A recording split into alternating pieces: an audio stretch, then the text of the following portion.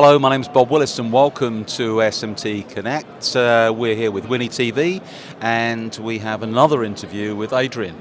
Adrian, if you'd first like to introduce yourself, just in case, it's unlikely, but just in case people didn't watch the first video, I'd like to introduce yourself and your company. Hello, I'm Adrian Radu. I'm the European Sales Manager for Scienscope. We are a company that has more than 30 years experience on the market on inspection, from optical inspection, microscopes, up to X-ray inspection and material management. Now, before we started talking, you asked me a question and I said that I always tell engineers that if they're going to get an X-ray system, they must get one which shows them what they want to see. Not buying an X-ray machine just to fulfill an audit requirement, because if you can't see what you need to see or want to see, then you've got to buy a better one, or you've possibly got to subcontract that service to a service provider. So the challenges that we have, and the biggest challenges that we face when selling an X-ray, is not about convincing the client that our X-ray is the best one on the market, because you have all of the tools, all of the softwares that makes the operation very, very easy. The one thing that is hard is after you do the sales, to train the operator or the engineer how to obtain the image, the right image where the system will apply the software tools. The same thing that we discussed yesterday with John from ART, where it is the middle ground on training or automatization. So the system will be able to do an incredibly nice job on extracting the data, playing with the data, but you still need to know how to teach the system to obtain that good quality image. So if we just take an example of BGAs and voids, how often customers say to you, well, how do you know, what's the calibration that allows you to say that's between 4 and 6% or 10 and 12% voiding? Usually the threshold that the client is putting is more based on the internal requirements. But the rest, the void calculation, it is an automatic tool. So it's not something that you'll guess. It's something that will be automatically calculated based on the algorithms that our system has. And after that, it is also giving you a report with pass or fail and all of the data that you have requested from the system.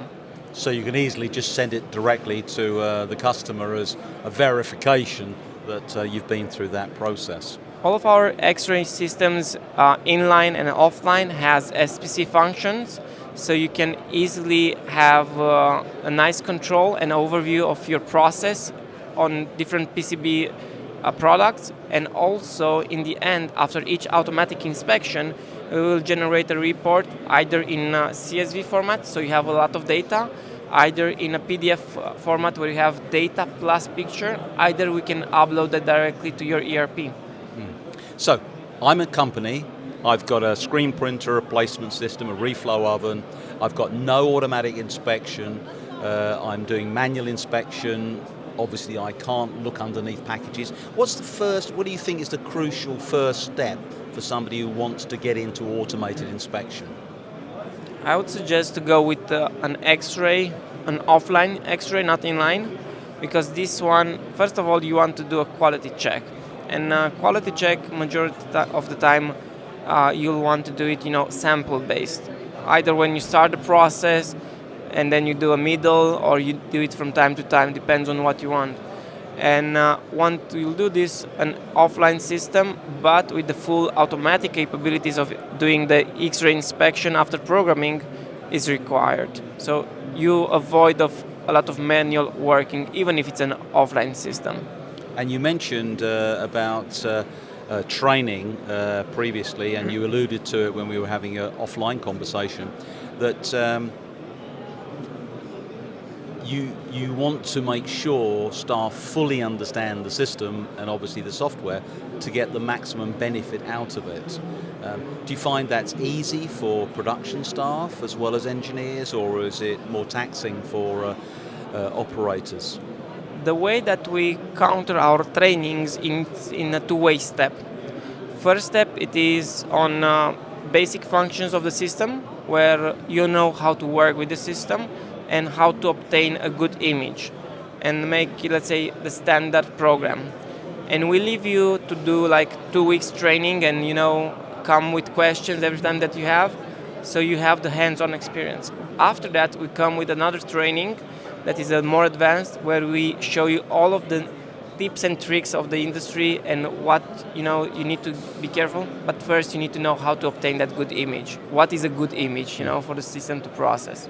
Well, that's good, because obviously operators and obviously supervisors can learn about the system after the initial training, gather information, and then come back with questions, and you can tailor the training for them for their particular product, perhaps.